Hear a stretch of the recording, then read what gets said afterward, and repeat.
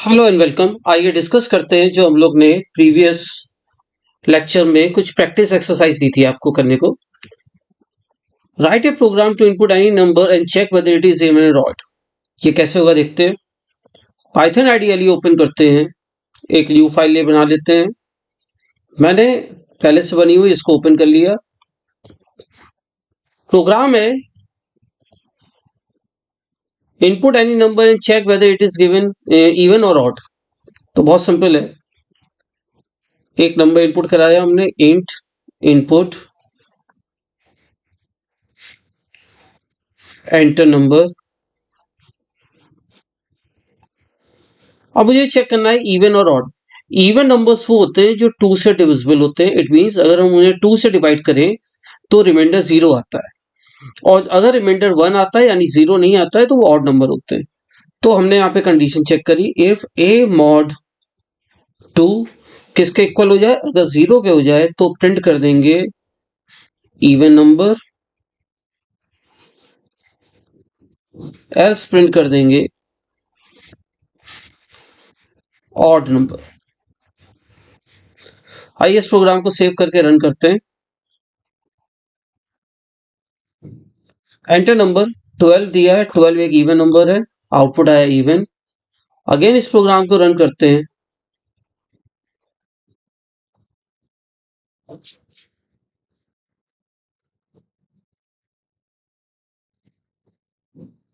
हमने नंबर दिया 15, odd number. Clear है। सेकंड प्रोग्राम हमारा input any number and check whether it is positive negative or zero. Positive numbers वो होते हैं जिनकी वैल्यू ग्रेटर देन जीरो होती है, और नेगेटिव नंबर होते हैं जिनकी वैल्यू जीरो से कम होती है। तो अब यहाँ पे हमें एक्चुअली में दो कंडीशन चेक करनी पड़ेंगी कि क्या वैल्यू ग्रेटर देन जीरो है या वैल्यू लेस देन जीरो है। अगर नहीं है दोनों में से तो इसका मतलब जीरो है। तो इसका मतलब हमें इफ एलिफ कंस्ट्रक्ट यूज करना पड़ेगा। कैसे, अगर ए ग्रेटर देन जीरो है तो प्रिंट कर देंगे पॉजिटिव नंबर, एलिफ एलिफ में स्पेस नहीं रहता है। अगर ए लेस देन जीरो है तो प्रिंट कर देंगे निगेटिव नंबर। मैंने पहले भी आपको बताया था कि पाइथन में इंडेंटेशन का बहुत बड़ा रोल है। आप देख रहे हैं मैं किस तरह इंडेंट करके प्रोग्राम लिख रहा हूं, और एल्स में जाके लिख देंगे print zero, it is zero. इसको रन करते हैं। एंटर नंबर 12, 12 एक पॉजिटिव नंबर है, आउटपुट आ गया पॉजिटिव नंबर। फिर से रन करते हैं इस प्रोग्राम को।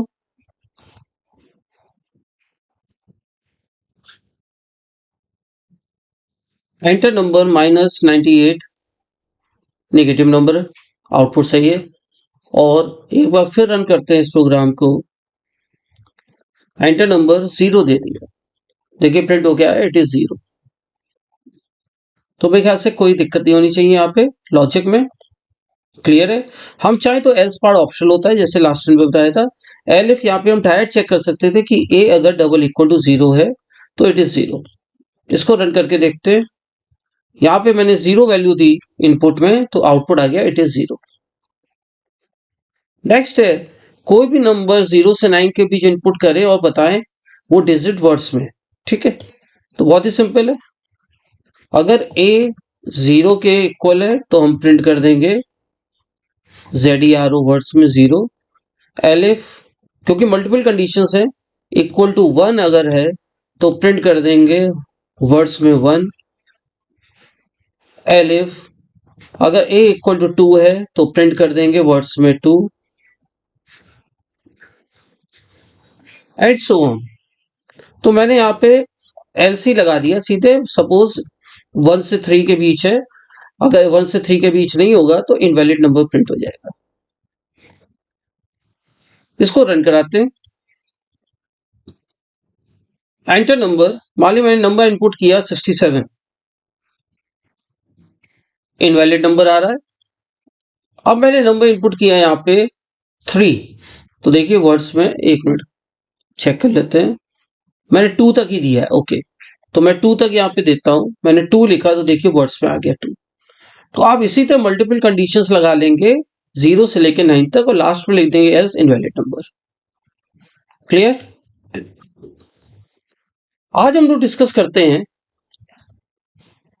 कंबाइनिंग टू और मोर स्टेटमेंट्स, यानी अगर हमें इफ या एलिफ के आगे दो या दो से ज्यादा कंडीशन कंबाइन करनी है। अभी तो हम लोग क्या कर रहे हैं, अगर आप इसको ध्यान से देखिए, इफ के आगे एक ही कंडीशन है, एलिफ के आगे एक ही कंडीशन है। अगर मुझे इफ के आगे दो कंडीशंस कंबाइन करनी पड़ जाए तो कैसे करेंगे? इसके लिए पाइथन ने हमें लॉजिकल ऑपरेटर्स दिए हैं, लॉजिकल एंड और लॉजिकल और। पाइथन में एंड को इंग्लिश में स्मॉल केस में लिखते हैं एंड, और को ओ लिखते हैं। इसमें कोई सिंबल नहीं होता है जैसे सी प्लस और जावा में था। एंड की फंक्शन आपको पता है कि जब एंड जिन कंडीशंस को कंबाइन करता है वो सारी कंडीशंस अगर ट्रू होंगी तभी वो स्टेटमेंट एग्जीक्यूट होगा, यानी हमें ट्रू मिलेगा। और का मतलब होता है कि अगर एक भी कंडीशन ट्रू मिल जाए तो हमें फाइनल रिजल्ट ट्रू मिलेगा और स्टेटमेंट एग्जीक्यूट हो जाएगा। इसको करके देखते हैं। जैसे एक प्रोग्राम है कि write a program to input any number and check whether it is divisible by 6 and 9 both or not. यानी मुझे चेक करना है कि एक नंबर है वो 6 और 9 दोनों से डिविजिबल है या नहीं। तो हमने अपना प्रोग्राम ओपन किया पाइथन आइडियली। अब एक नंबर इनपुट करना है तो मैंने ए में ले लिया। डिविजिबिलिटी कैसे चेक करते हैं? अगर ए मॉड 6 इक्वल टू 0 है और 9 से भी डिविजिबल होना चाहिए, तो इसलिए मैंने चेक किया 9 mod a mod 9 equal to 0। अगर दोनों कंडीशन ट्रू होती हैं तो हम प्रिंट कर देंगे डिविजिबल, एल्स प्रिंट कर देंगे नॉट डिविजिबल। इसको रन कराते हैं। कोई हम ऐसा नंबर लेते हैं जो दोनों से डिविजिबल हो, 6 और 9 से। तो 18 लिया, आउटपुट आ रहा है 18। अब हम एक ऐसा नंबर लेते हैं जो किसी एक में से डिविजिबल हो। फॉर एग्जांपल मैंने ले लिया 45।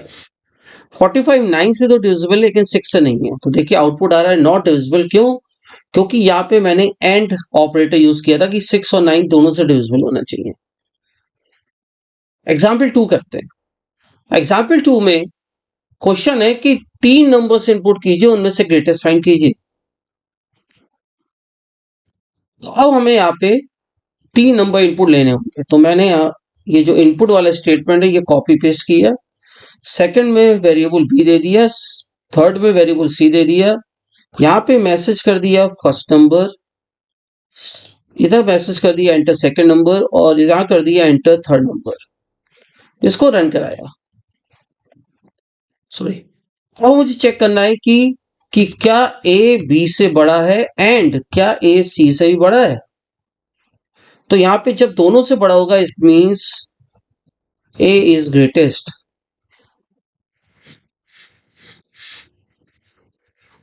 एलिफ में बताइए क्या कंडीशन होगी?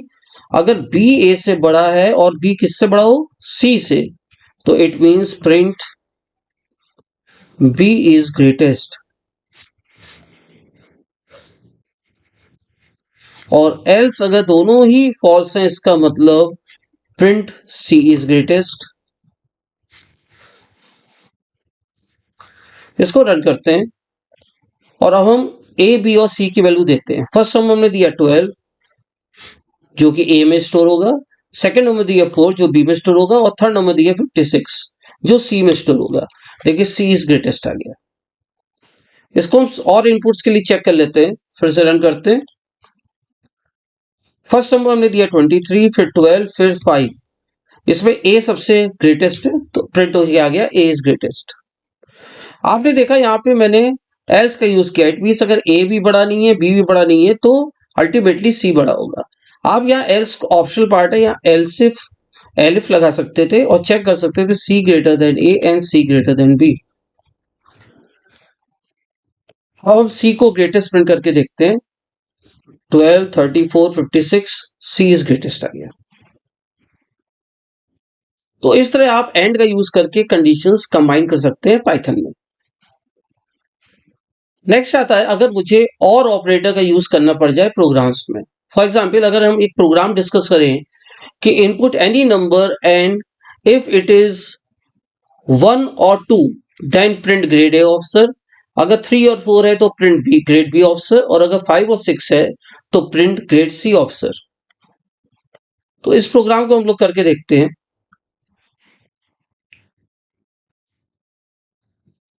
सिर्फ एक नंबर इनपुट करना है, तो हमने यहाँ पे एक नंबर इनपुट किया, एंटर एनी नंबर, और एनी नंबर में हमने चेक किया कि अगर ए की वैल्यू 1 और यानी 2, ये गलत तरीका लिखने का, आपको फिर से वेरिएबल लिखना पड़ेगा ऑपरेटर और 2, तो प्रिंट कर देंगे हम ग्रेड ए ऑफिसर। तो मैंने शॉर्ट में कर दिया ग्रेड ए।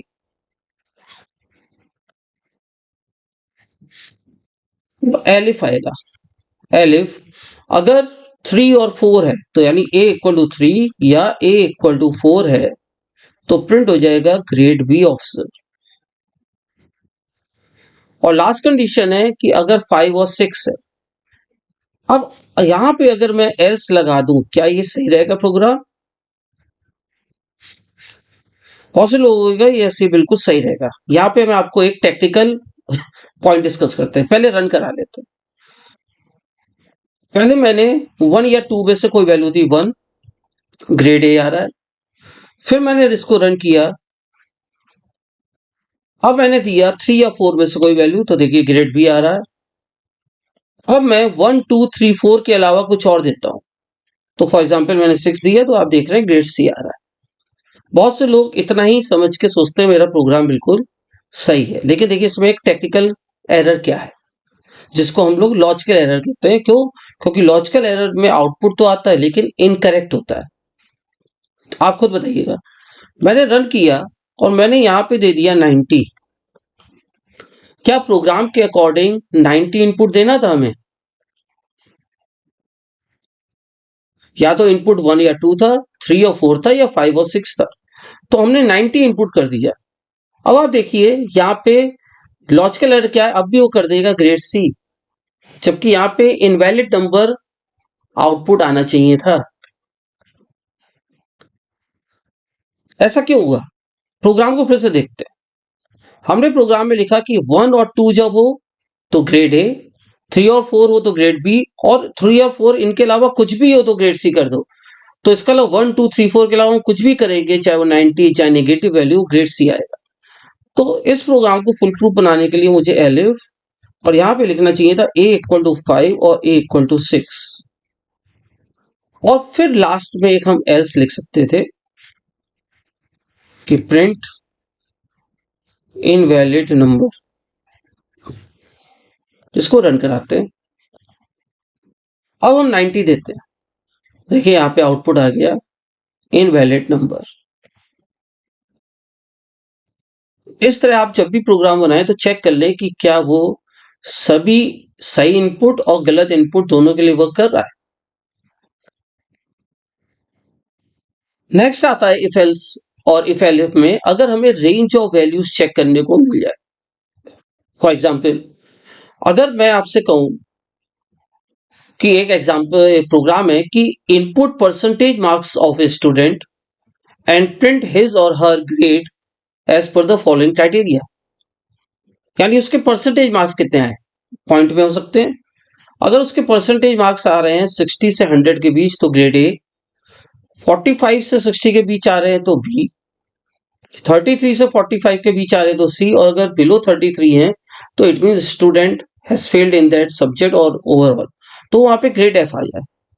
तो रेंज चेकिंग कैसे करते हैं, जैसे आप देख रहे हो यहाँ पे कि मैंने यहाँ रेंज चेकिंग के लिए एंड ऑपरेटर यहाँ पे यूज किया है। तो याद रखिएगा पाइथन में रेंज चेकिंग के लिए एंड ऑपरेटर यूज करते हैं। कैसे?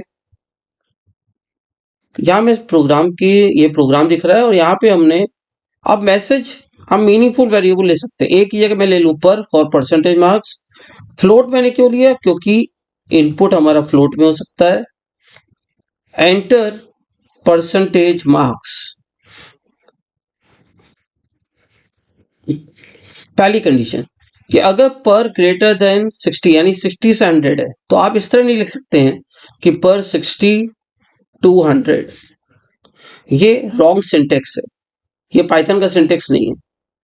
तो इसका मतलब 60 से 60 के बराबर या 60 से ज्यादा और 100 से कम या बराबर हो तो कैसे लिखेंगे, per greater than equal to 60 and per less than और इक्वल टू इसको बोलते हैं 100। तो प्रिंट कर देंगे हम ग्रेड ए। आप देख रहे हैं मैं प्रिंट में जो स्ट्रिंग है मैं कभी सिंगल कोट्स में लिख रहा हूं कभी डबल कोट्स में, क्यों? क्योंकि पाइथन में स्ट्रिंग दो तरीके से इनपुट कर सकते हैं, सिंगल या डबल कोट्स में। एलिफ में आए, अगर per greater than equal to 45 and per less than 60, क्योंकि यहाँ पे 60 आने पे ग्रेड ए हो गया है तो हम यहां लिख देंगे print grade B. Elif third हो गया, अगर per greater than equal to 33 है एंड पर लेस देन 45 है तो हम प्रिंट कर देंगे ग्रेड सी। और एलिफ अगर पर लेस देन 30 है 33 है तो ये हो जाएगा प्रिंट ग्रेड है। मैंने एल्स क्यों नहीं यूज किया, कोई बता सकता है?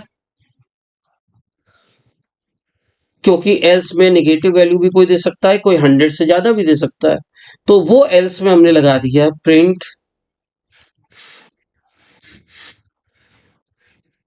Invalid percentage marks.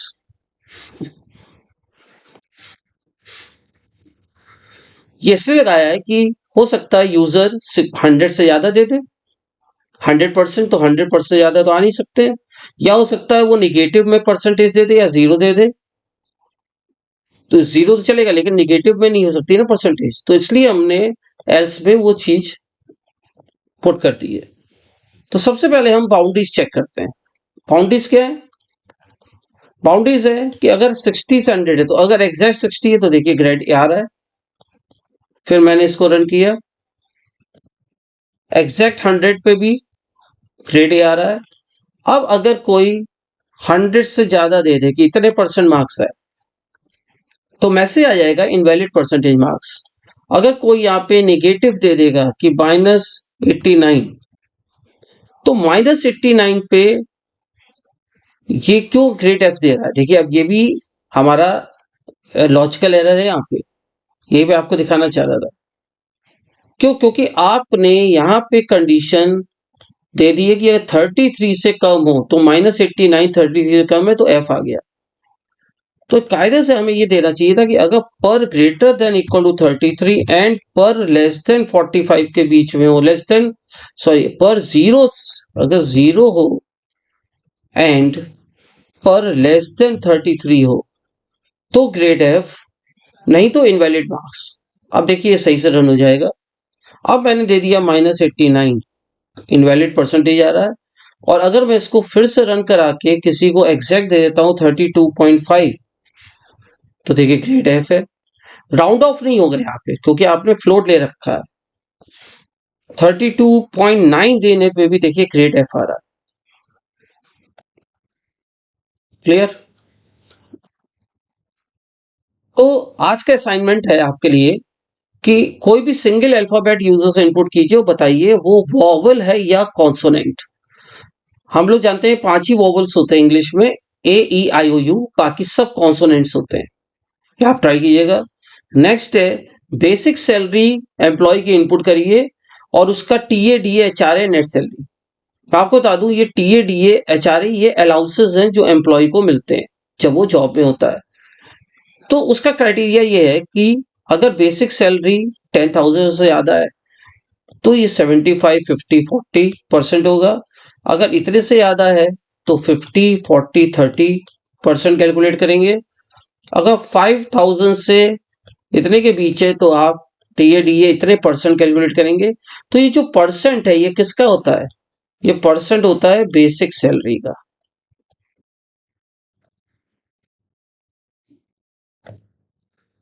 और अगर लेस देन है ये नेट सैलरी कैसे निकलती है? हम बेसिक सैलरी को टीए डीए प्लस एचआरए सब में ऐड कर दे तो ये हमारी नेट सैलरी निकलेगी। थर्ड प्रोग्राम है हमारा कि यूजर से इनपुट करिए उसका एज और जेंडर। अब जेंडर यहाँ पे मेल फीमेल इनपुट नहीं करना। अगर मेल है तो एम इनपुट करेंगे, फीमेल है तो एफ, और बताइए कि वो मैरिज के लिए एलिजिबल है या नहीं। अगर पर्सन मेल है और उसकी एज 21 से ज्यादा है तभी वो एलिजिबल होगा, और अगर पर्सन फीमेल है और उसकी 80 से ज्यादा है तभी वो एलिजिबल होगा। बहुत अच्छे प्रोग्राम है, ट्राई कीजिएगा। नेक्स्ट वीडियो में मिलते हैं। Thank you.